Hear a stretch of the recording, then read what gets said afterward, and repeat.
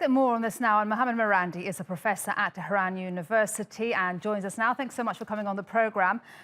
What does this accident say about Iran's military capabilities, given that it is just months after another accident, the shooting down of a Ukraine passenger plane?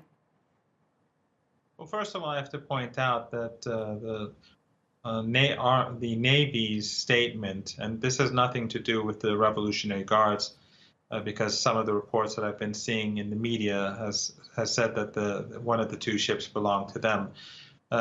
This was friendly fire. The ship, it was a support ship that was to put a target in place for the destroyer to fire at, or the naval vessel to fire at.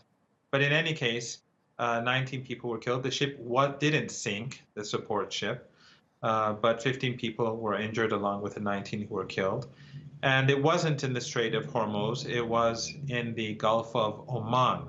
So it's not the Strait of Hormuz, it had nothing to do with the guards. It wasn't, the ship wasn't sunk, 19 people were killed, 15 injured. Obviously, it's a tragic incident, but I don't think it reflects on the capabilities of the Iranian armed forces. Obviously, the situation between Iran and the United States is tense. It has been tense and will continue to be tense.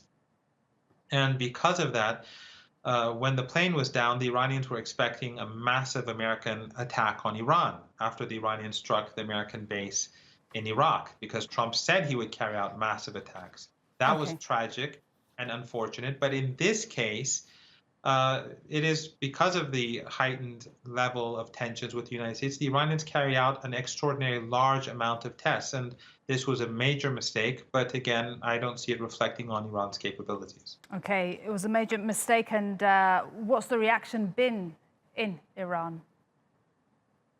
Well, obviously, it's very sad news. We heard about it very early in the morning, those of us who were awake. And when we got up in the morning, it became big news in the country. At first, the news was exaggerated. There were lots of rumors about the ship being sunk and that 40 people were killed.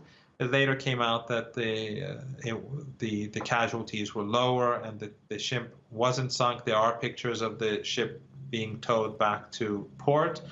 But again, it's a tragedy, but it's reflective of the ongoing situation between Iran and the United States. As long as the United States is constantly threatening Iran, Iran has to carry out an extraordinarily large number of maneuvers using live ammunition, and sorry to talk over you, Professor Mohammad Marandi, but does this now leave Iran more exposed to the US?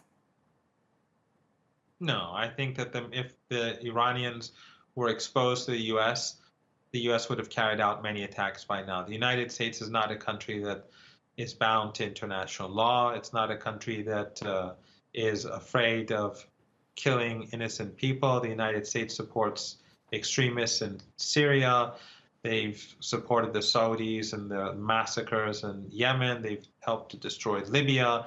The United States invaded Iraq illegally. They're not, if they feel that they can gain from an attack on Iran, the Americans would carry out an attack on Iran. And that is why so many maneuvers are carried out by the Iranian armed forces. This, of course, was a major tragedy, but it's not going to deter Iran from continuing to prepare itself for any potential attack from the United States. And that is exactly why the United States doesn't attack Iran.